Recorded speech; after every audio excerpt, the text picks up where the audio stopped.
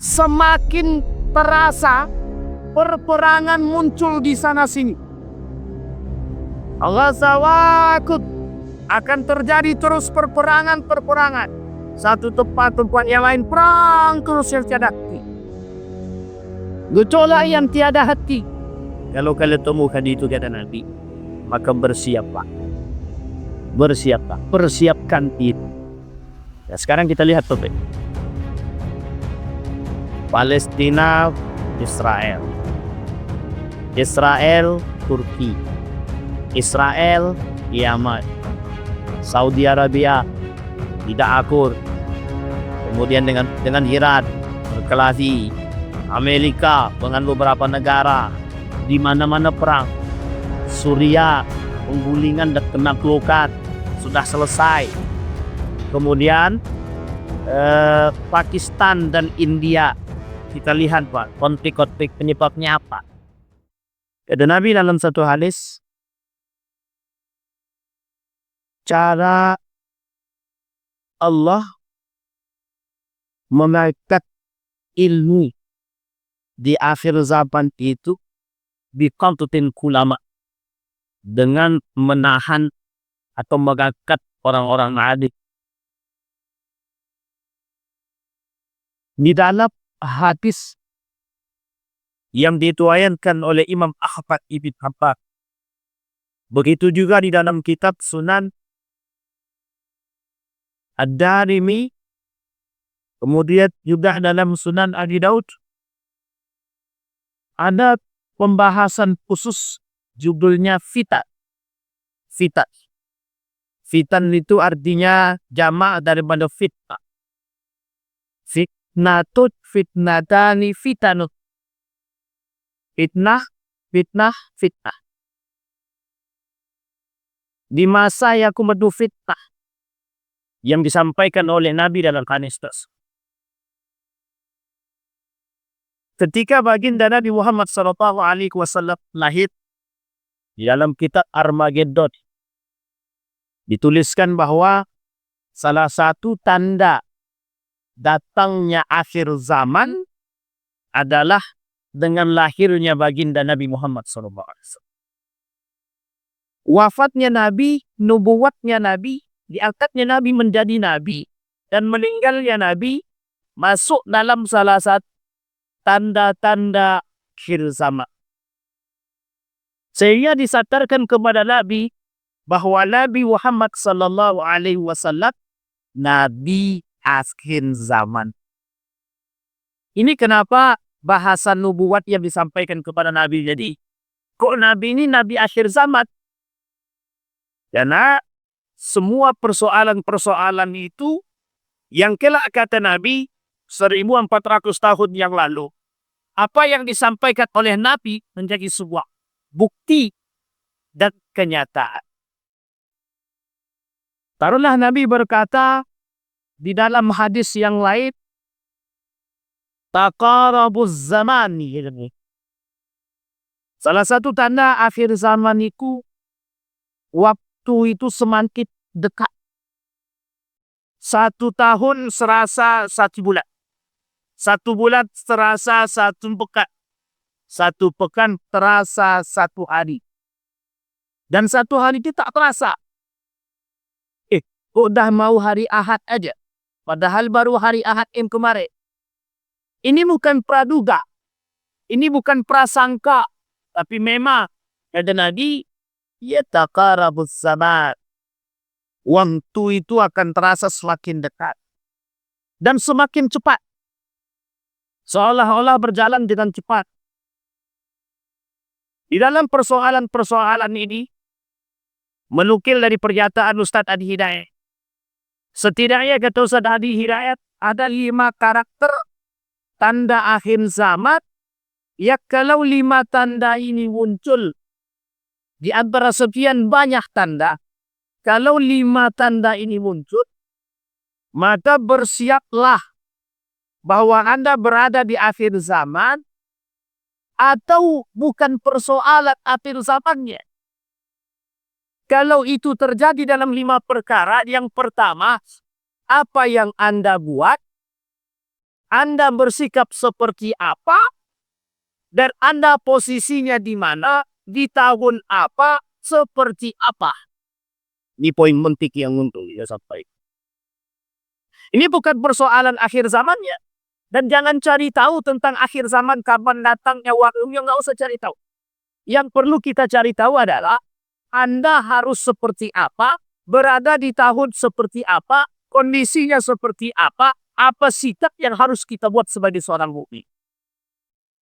Karena kalau kita kaji tanggalnya, kalau kita kaji hadisnya, kejadian yang dikatakan oleh Nabi pasti akan terjadi. Tak bisa dihindarkan. Itu sudah pasti, Pak. Kata Nabi, kata Ustaz Adi Hidayat mencoba merangkul dari Sunan Abi Daud dan Ibnu Majah itu dalam kitab, dalam bab Al-Fitan itu menjadi 5. Padahal banyak, tapi beliau udah prakum jadi 5 tidak. Di dalam poin yang 5 tadi, ada satu pernyataan di dalam Al-Quran yang harus kita imani. Inna sa'ata atiyatun la raiba fi. Kiamat itu pasti datang tanpa ada keraguan. Hanya saja kita butuh tanda-tanda. Kenapa Allah turunkan tanda-tanda kiamat kepada kita? Biar kita ini siap. Biar kita ini bersiap. Tapi kalau tak bersiap bagaimana? Ada 2 kemungkinan. Mata 'alal kufri amma ta'alal musyriki. Mata 'alal munafiqina wal fasiqin. Mati dalam keadaan kafir atau musyrik, atau mati dalam keadaan munafik ataupun dalam keadaan fasik. Bapak Ibu tinggal pilih mau mati dalam keadaan mana? Beriman kah? Kufur kah? Fasik kah? Musyrik kah? Munafik kah? Itu tergantung pada pilihan kita masing-masing.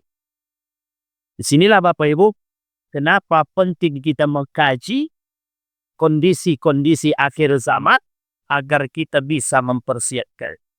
Yang pertama, dari 5 karakter yang disampaikan Ustaz Adi Hidayat. Yang pertama, innallaha yaqbidul ilma itiza'an yattazi'u. Dicabutnya oleh Allah ilmu. Makna ini oleh para ulama hadis banyak. Tak satu.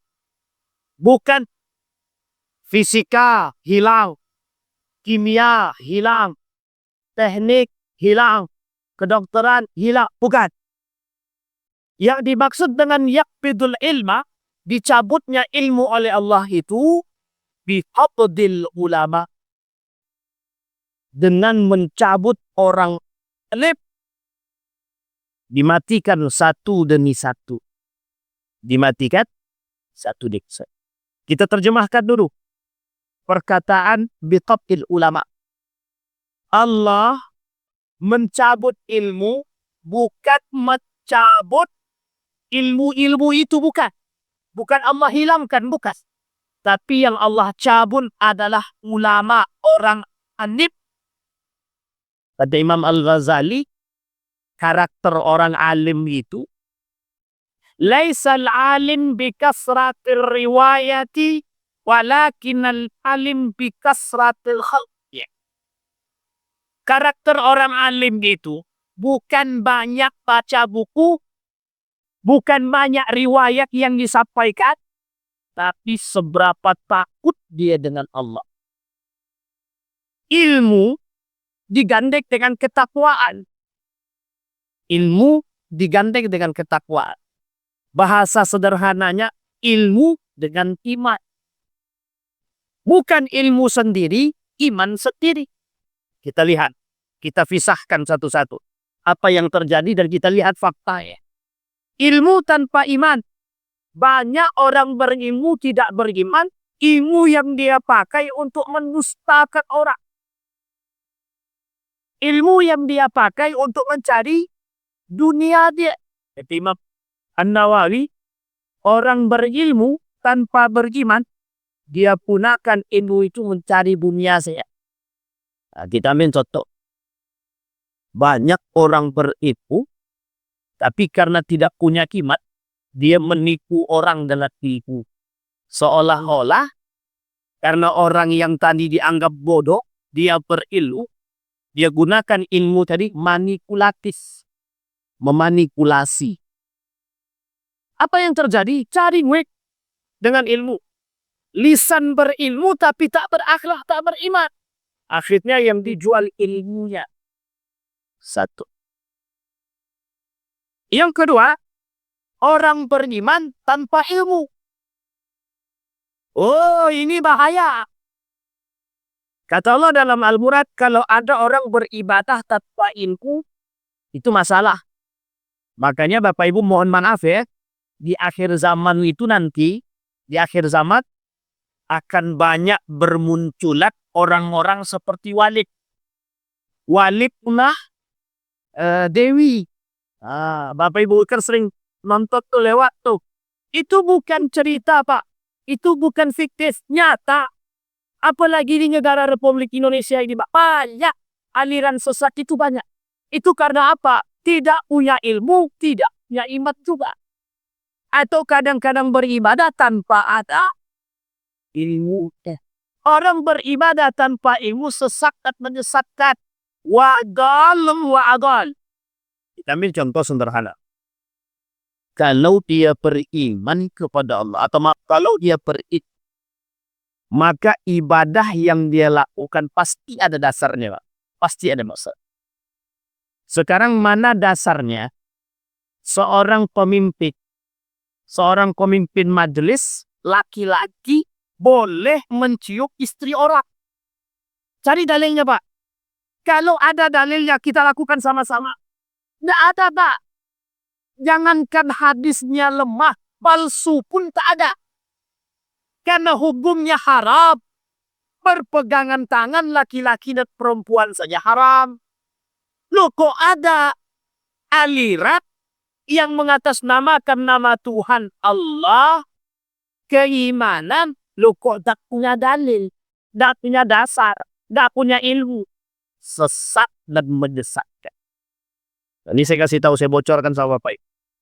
Dulu Bapak Ibu, di salah satu daerah di Indonesia ini, ada kelompok sholat tanpa sehelai benang pun. Cari dalilnya. Jangan, tidak usah yang sahih, yang palsu saja cari. Di mana dalilnya orang sholat tanpa sehelai benang pun? Coba bayangkan. Ini kalau kita kaji aliran sesat banyak, Pak. Kami tidak berapa kali klinik itu tentang aliran sesat. Banyak komentarnya itu, Pak. Karena memang itu yang terjadi. Sesat dan menyesatkan. Balerwat. Makanya perlu digandeng. Ilmu dengan iman ini harus. Orang berilmu tanpa iman bablas, Pak. Bablas. Dan Nabi dalam hal istiqat Allah dalam Al-Quran. Wa minan nasi man yu'jibuka qawluhu fil hayati dunya. Orang berilmu tapi tak beriman, lisannya ini seolah-olah bisa atau mampu membuat orang lain terhipnotis dengan kalimat dia, dengan bahasa. Betul apa salah? Kita tengok.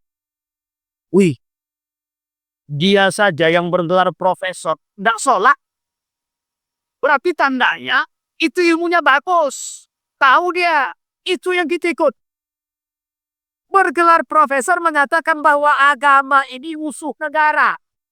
Di mana letaknya? Logikanya di mana?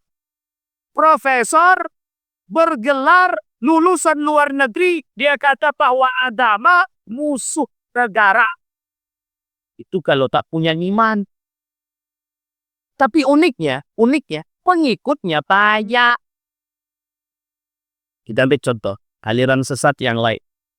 Sebenarnya saya tak mau katakan ini aliran sesat, tapi bagian daripada kesesatan.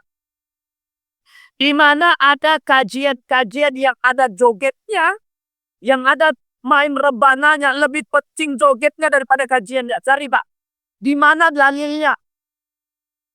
Cari. Di mana siapa yang pernah melakukan demikian? Boleh melakukan kajian, ketika kajian boleh joget, boleh bersentuh laki-laki perempuan, boleh bercampur aduk laki-laki dan perempuan. Talut wa adol. Sesatkan, menyesatkan. Tapi uniknya, yang ikut banyak. Itu kalau ilmu dan iman dipisah.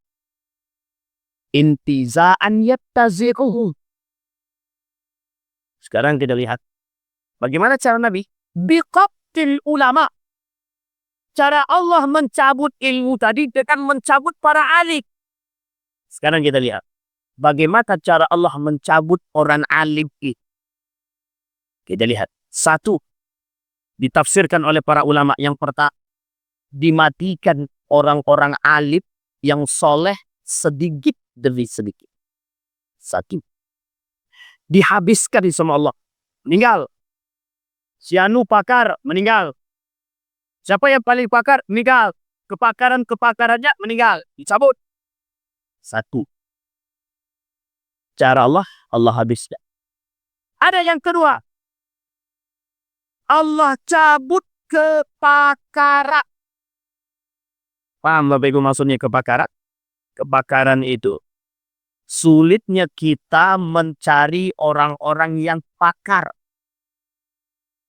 Orang pakar di sini kita ambil contoh. Misalkan ahli waris. Persoalan ilmu al-faraid. Mencari orang yang ahli di bidang faraid di akhir zaman itu sama seperti mencari semut di lautan. Dapat atau tidak dapat? Saking sulitnya. Mencari orang yang ahli fikih. Yang tawadhu, yang beriman di akhir zaman sulit. Sangat sulit gitu teman-teman. Di akhir zaman. Itu sangat sulit. Tapi, ada tapi, mencari orang yang khutbah, penceramah, banyak. Banyak. Bertebaran, Mbak. Bertebaran. Cara yang kedua mematikan ilmu tadi. Dengan mencabut kepakaran. Sekarang kita lihat. Betul tidak perkataan saya? Atau perkataan bagi Nabi Muhammad SAW. Kita lihat. Yang paling banyak tenar itu. Yang ahlinya atau ya penceramah. Penceramah atau yang paling banyak. Pimpinan-pimpinan pesantren ternama. Yang berilmu yang hebat. Yang mana yang kita kenal kali ini? Ada Pak. Sedikit. Sehingga saya tahu Bapak. Ada seorang ahli Al-Quran.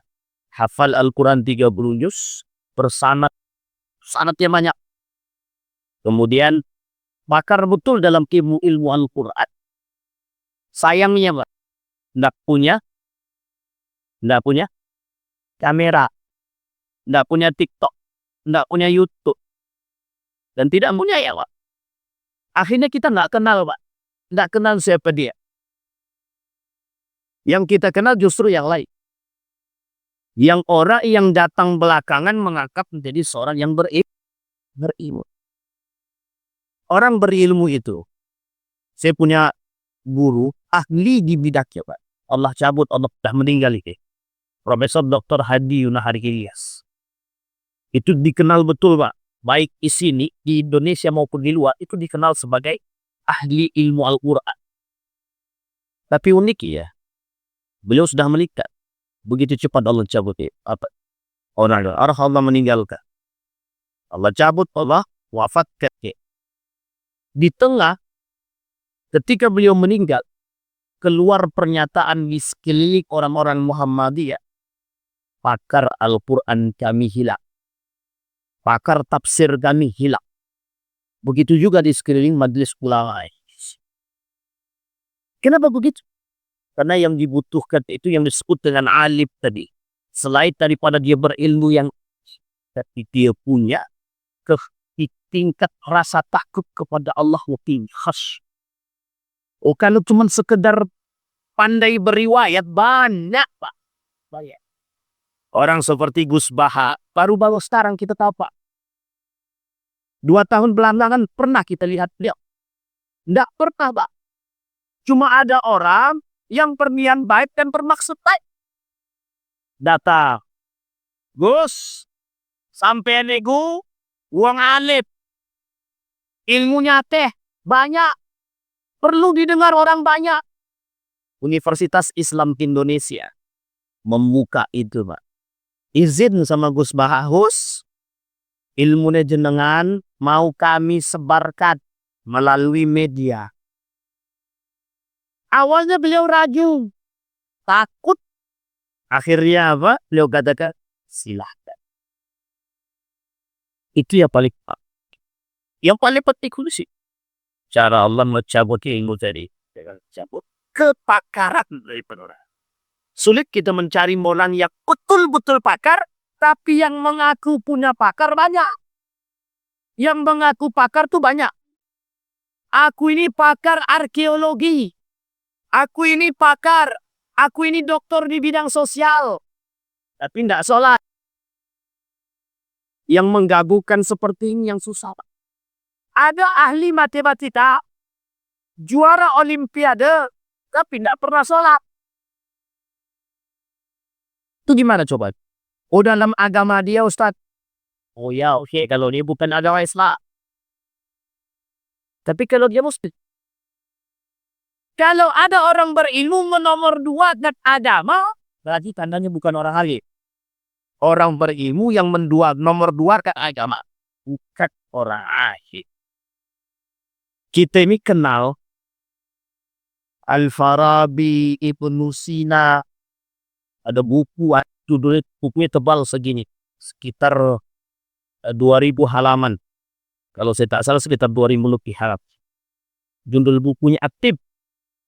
Artinya itu buku tentang kedokteran. Yang ngarang langsung Ibnu Sina. Kapan umat muslim baru tahu itu? Baru-baru ini, Pak. Baru pada abad ke-20. Itu sudah masa siapa? Daulah Abbasiyah. Berapa jarak rentang waktu dari Daulah Abbasiyah sampai sekarang? Setelah Turki Utsmani runtuh, dihapus di semua, Pak. Dibuangnya semua, dibakarnya semua. Kita tidak ada yang tahu, Pak. Siapa yang kenal dengan Ibnu Khaldun? Ibnu Khaldun itu, Pak, bapak sosialis. Bapak sosialis. Bukan Karl Marx yang didengar, yang dikenal oleh para ahli filsafat sekarang. Bukan. Ahli sosial itu bukan Karl Marx, tapi Ibnu Khaldun.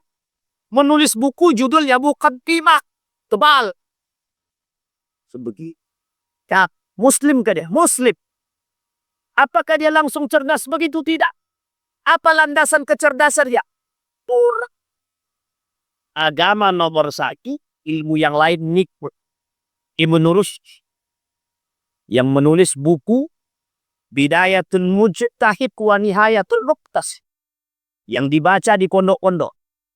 Perkiraan orang pondok, Ibnu Rushdi ini pakar Al-Quran, pakar fikih, bukan ahli fisika dan ahli kimia. Tapi sebelum dia jadi ahli fisika dan kimia, dia jadi ahli Al-Quran. Sekarang kuncinya situ, Pak. Dicabut. Loh, kok bisa Allah cabut sekarang kepakaran? Dan bagaimana caranya? Cara Allah menghilangkan kepakaran itu, dimunculkanlah orang-orang munafik di tengah umat muslim yang mencoba memisahkan antara agama dengan yang mencoba memisahkan agama dengan kehidupan, dengan politik, dan lain sebagainya. Dipisah.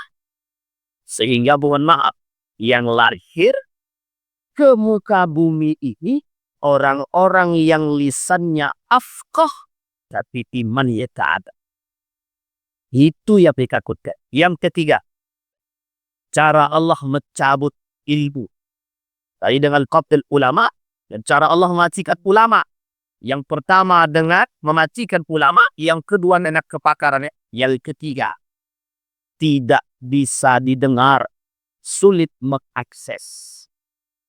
Kita semua ini sulit mengakses mana orang-orang yang alim itu. Dan kita di akhir zaman sulit membedakan mana yang benar-benar alim soleh dan mana yang pura-pura soleh. Yang ditampakkan oleh media itu bukan orang yang beramal soleh, tapi beramal salah. yang ditampakkan oleh media. Kita ambil contoh. Ada seorang yang dianggap alim. Kemudian bagi-bagi waks, lempar-lempar sana, lempar sini. Misal ini contoh. Kira-kira dalam tradisi akhlaknya Nabi ada nggak begitu? Nggak ada, Pak. Artinya, perkataan Nabi pada poin yang pertama ini terbukti apa tidak? Terbukti. Kalau perkataan Nabi terupi pada poin yang pertama, berarti Nabi betul atau salah? Nabi benar. Sekarang pertanyaannya, kita yakin tidak itu? Yakin. Di sini kita yakin. Tapi kita tetap ikut orang-orang seperti itu. Sebagian di antara kita masih ikut. Dan uniknya, orang munafik masih kita kasih ruang untuk berbicara. Di tengah siapa? Di tengah umat. Itu yang pertama. Sekarang kita masuk yang kedua. Tanda yang pertama tadi, diqabtib yaqbidul ilmah. Mencabut ilmu. Yang kedua, yang dicabut oleh Allah. Yang kedua kata Allah, kata Nabi, banyaknya para pendusta, manipulatif, sanawatul khata, masa-masa tipu daya. Yang kedua, kalian akan bertemu dengan satu masa, kata Nabi. Masa itu sanawatul khata, masa-masa tipu daya. Ini saya tidak mau mengungkit-ungkit sebenarnya, Pak. Tapi tanpa saya ungkit, Bapak tidak paham tuh mesti. Bapak Ibu mesti tidak paham dan lihat. Dunia ini tipu daya. Sekarang Bapak perhatikan di mana bisa mencari kebenaran. Benar salah, yang salah betul. Yang benar disalahkan, yang salah dibenarkan. Gimana kita mau cari yang benar? Manusia manipulatif. Yang lahir di akhir zaman itu, manusia manipulatif. Artinya apa tuh, Ustaz? Banyak penduto. Banyak para pendusta. Bermuka dua dan wajhid. Bermuka dua. Banyak manusia pengkhianat. Kita ambil karakternya, Pak. Na'udzubillah litsumma. Kita ambil karakter. Kita perhatikan. Yang kita takutkan kita daripada bagian daripada pelaku pendusta tersebut. Na'udzubillah litsumma. Sekarang Bapak Ibu lihat. Di mana permasalahan apa yang hampir tidak ada, yang hampir tidak ada kok kejujuran.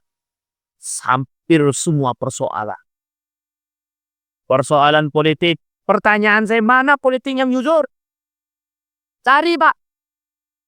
Persoalan hukum hampir dipermainkan. Persoalan keadilan hampir tidak ada keadilan. Gimana caranya, Pak? Dusta semua. Persoalan dusta semua. Kata Nabi, itu persoalan akhir zaman itu. Itu yang kedua. Kita cepatin nih, Pak.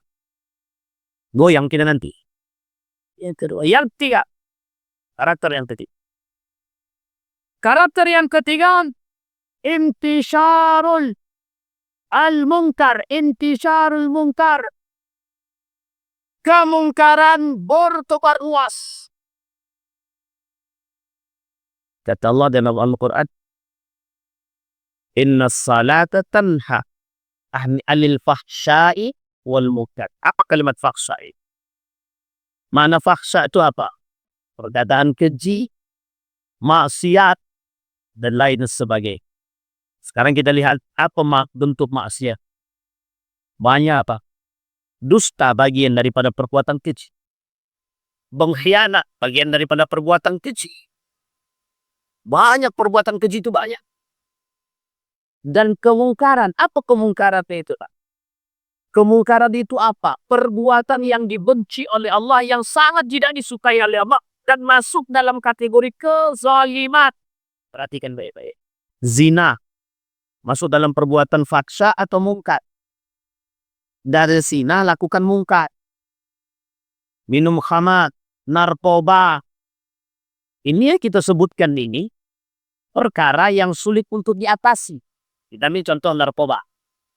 Makin besar apa makin kecil? Kenapa kok makin besar? Bapak Ibu jawab sedih. Nanti kalau saya jawab susah. Kenapa kok makin besar? karena bahannya ia main. Maka sulit Pak. Narkoba, minum khamar, bir bintang, dan baik ada bintangnya ataupun tidak ada bintangnya. Perhatikan bagaimana intisyaru, bagaimana tersebarnya minuman-minuman khamar. Sekarang semua ini Bapak Ibu, kalau sifat jenisnya itu bisa dirubah sama mereka. Daging babi haram, minyak babi halal apa haram minyak babi? Berapa banyak minyak babi yang kita makan? Mereka tidak jual daging babi. Yang mereka jual itu minyak babinya. Ada 100 lebih nama babi, Pak. Mau pahanya, mau kakinya, mau kuku, segala macam. Ada namanya masing-masing. Dan itu banyak kita dapatkan dalam makanan, mohon maaf, makanan kemasan. Coba bayar. Contoh, sosis. Contoh lagi, kuaci. Saya tidak mengeneralisir kuaci. Tapi saya tak sebutkan mereknya, Pak. Karena saya lupa. Paling kan masih saya kasih tahu. Dan banyak makanan-makanan yang lain. Marshmallow. Yang beberapa waktu lalu, itu ditampilkan di media. Di berita. Yang dimakan oleh siapa? Anak-anak kita, Pak. Bapak Ibu tak mau tahu siapa yang buat perbuatan begini. Yahudi. Apa tujuannya? Memusnahkan. Yahudi punya tujuan terhadap manusia hari ini. Tujuannya cuma satu. Memusnahkan. Jadi semakin membuat. Jadi gini, tujuan Yahudi itu hari ini. Bagaimana populasi manusia di muka bumi ini. Bukan semakin banyak, tapi semakin sedikit. Jangan tersinggung. Saya tak katakan program KB itu bagian daripada itu.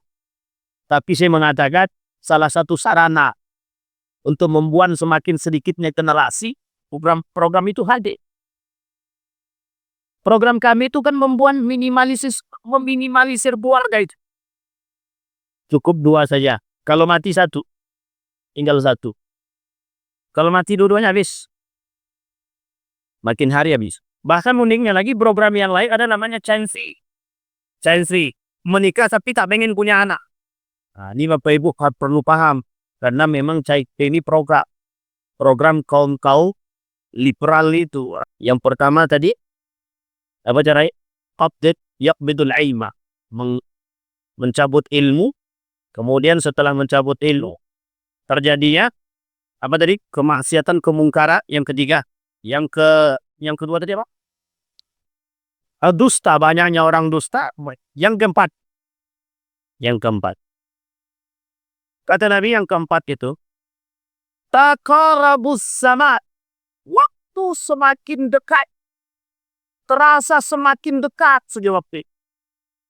Dan uniknya, dalam waktu yang semakin dekat ini diterjemahkan oleh para ulama, waktu semakin cepat, waktu semakin terasa dekat. Kata para ulama, terjadinya perubahan, revolusi. Sekarang ini poin berapa kita sekarang?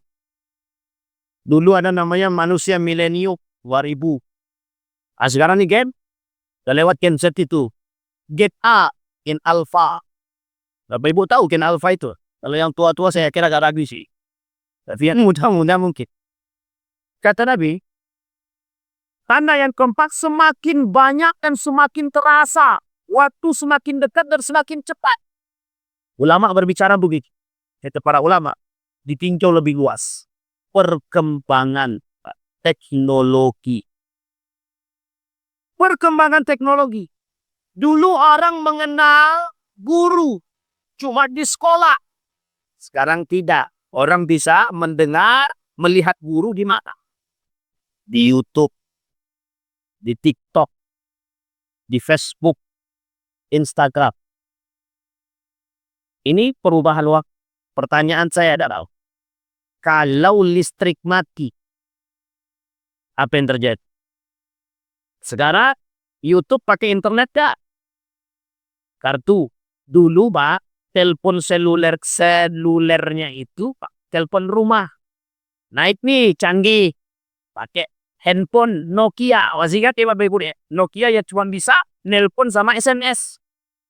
Oh, rebutan orang cari beli Pak, bagus, beli.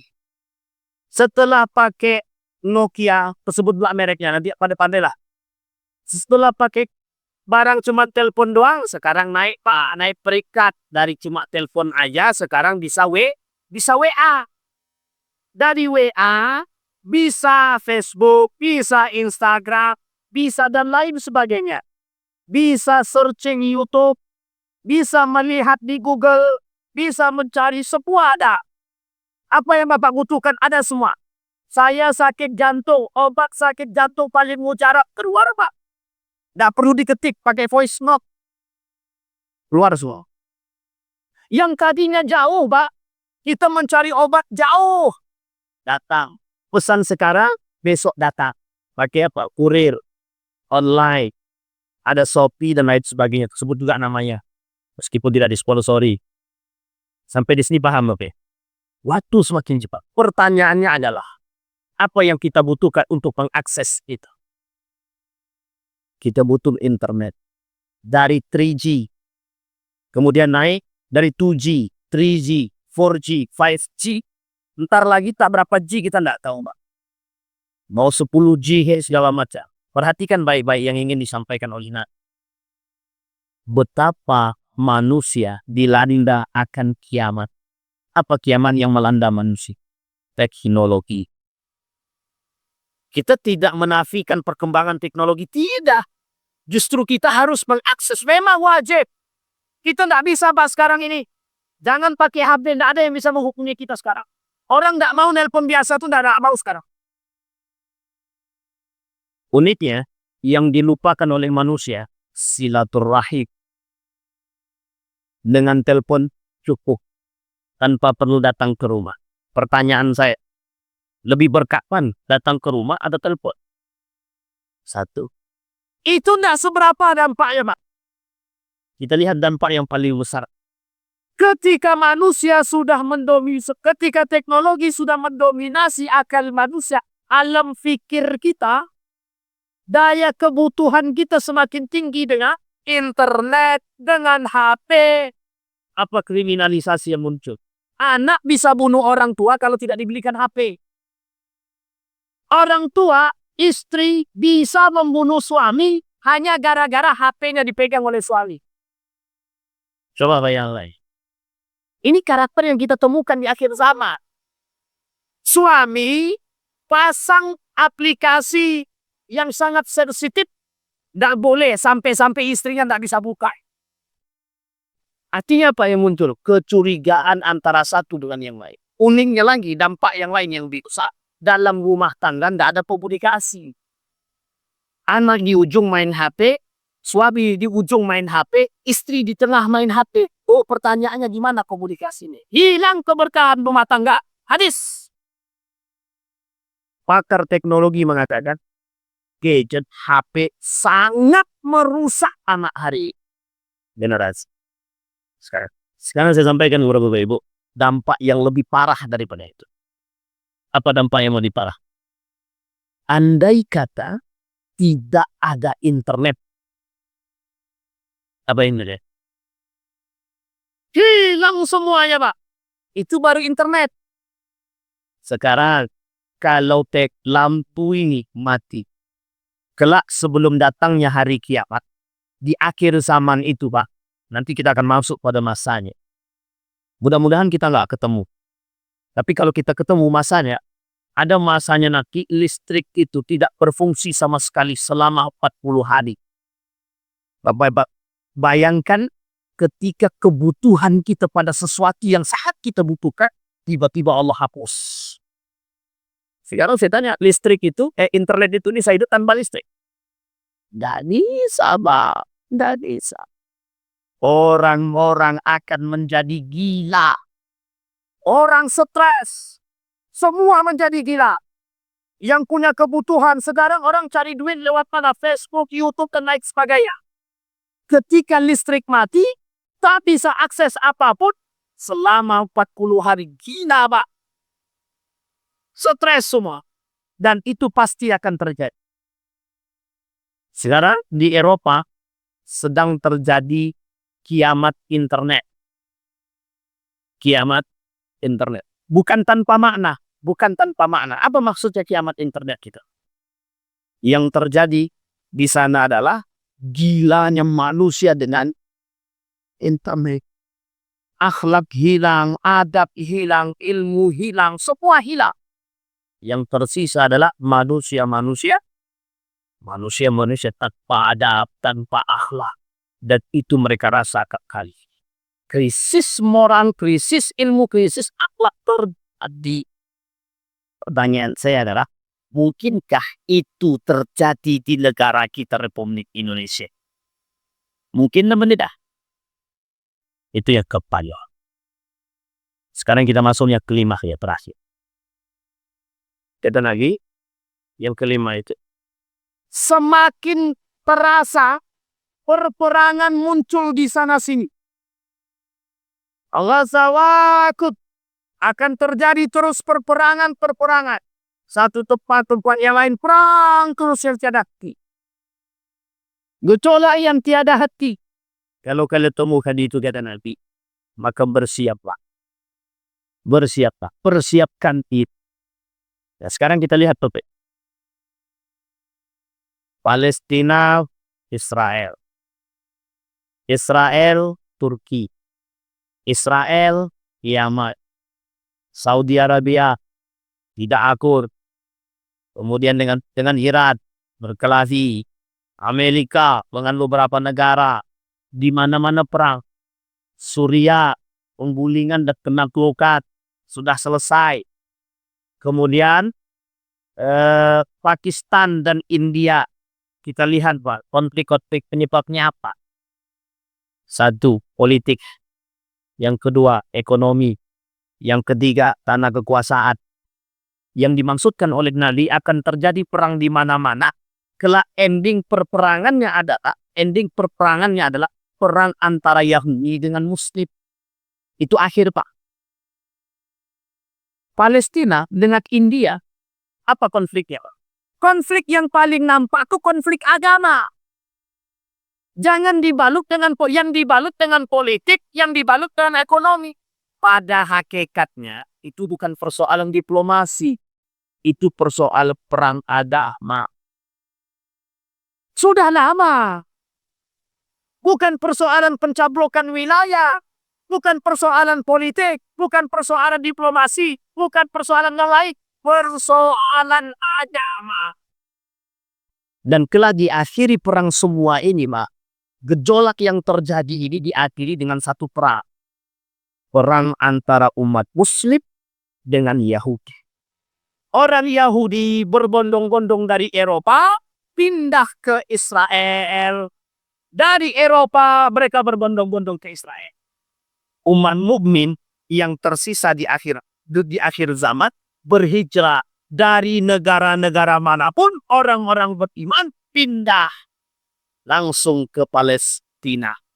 Hijrah terakhirnya umat mukmin itu bukan Indonesia, bukan Saudi Arabia, tapi lebih ke Palestina. Di mana itu Bapak Ibu? Negeri Syam. Tahu Bapak Ibu Syam itu negerinya apa saja?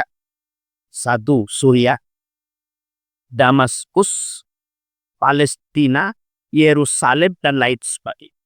Negara yang didoakan oleh Nabi, termasuk salah satunya Yaman. Ada dua negara yang didoakan oleh Nabi. Syam. Ya Allah berikan keberkahan kepada negeri Syam dan Yaman. Sekarang Yaman mau diapakan? Mau diotak-atik.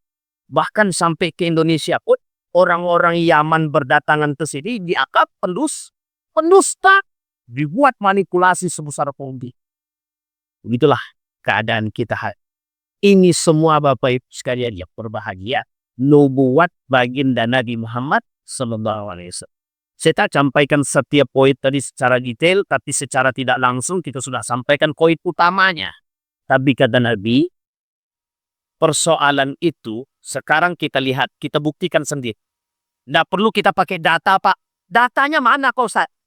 Mana data-datanya? Kuantitatifnya mana, kualitatif? Tidak butuh. Tengok sekarang, lihat sendiri. Kemungkaran mana yang tidak terjadi? Riba saja sampai hari ini Ada yang bisa ngatasin? Nggak ada, Pak. Narkoba saja ada yang bisa ngatasin. Sampai hari ini justru semakin lebat, semakin luas. Nggak usah jauh-jauh lah, ngapain di Indonesia? Di Pekanbaru. Tanggal 25 April yang lalu. Ini berita terbaru, 25 April yang lalu. Ini bagian daripada faksa atau bukan? Bagian daripada faksa. Keji, sangat. Anak sekolah, keluar beritanya, Pak, di harian. Apa berita? Yang melaporkan, tidak bisa membuktikan, padahal nyata, kemudian dia ditangkap. Jangan salah. Dari yang 5 poin yang kita sampaikan, Bapak Ibu sekalian berbahagia. Yang pertama kita sampaikan. Yang pertama, ketika Allah mengatakan mencabut ilmu dengan model yang kita sampaikan, yang 3 model tadi, mencamun ini, maka apa yang harus kita lakukan? Sikap seorang muslim, hadirkan generasi-generasi yang berilmu dan berjimat sakit. Kembalikan halakat, kembalikan model-model keilmuan yang islami. Kejar agama, dapat akhirat. Kejar akhirat, kejar dunia, kejar akhirat, dunia dapat. Kejar dunia, akhiratnya kabur. Itu kalau dunia luar. Tapi kan harus seimbang, Pak Ustadz, betul. Harus seimbang, benar. Tidak salah. Tapi persoalannya bagaimana menyeimbangkannya. Akhirat dulu atau dunia dulu? Dari sekian banyak para ilmuwan muslim itu, hampir tidak ada satupun di antara mereka yang tidak hafal Quran. Hampir tidak ada satupun di antara mereka yang tidak hafal Quran. Hadirkan generasi yang wah imannya, ilmunya, tangguh. Ini program yang dilakukan oleh Ustadz Adi Bidayah. Program yang dilakukan oleh Ustadz Adi Bidayah. Bagaimana menciptakan manusia yang Qur'ani, tapi setelah itu terserah. Mau jadi apapun silahkan, fisika, kimia, militer, dan lain sebagainya silahkan. Yang kedua, apa yang kita lihat daripada kejadian-kejadian hari ini? Kepastian nyatanya nubuat daripada baginda Nabi Muhammad SAW. Berarti Nabi kita benar apa salah? Benar apa salah, Bapak? Benar. Yang ketiga, bagaimana cara kita meyakini perkataan baginda Nabi di dalam diri kita, sehingga tertanam rasa cinta dan kita bisa membangun peradaban yang ingin kita bangun. Dan yang terakhir, Bapak Ibu sekalian yang berbahagia, di akhir zaman itu cuma 2 isi manusia. Satu munafik, yang kedua kafir. Sekarang tinggal pilih, Bapak. Mau pada posisi yang kafir atau munafik? Mau pada posisi yang mana, Pak? Jangan pada dua-duanya. Beradalah pada posisi orang-orang yang beriman, yang kuat imannya dengan ilmunya. Bukan cuma beriman tanpa ilmu, bukan cuma berilmu tanpa iman, tapi dua-duanya harus sih. Ada pertanyaan Bapak Ibu? Ada sih kira. Kalau pertanyaan ini kalau udah kaitan akhir zaman dulu, udah kayak mau mati rasanya ya.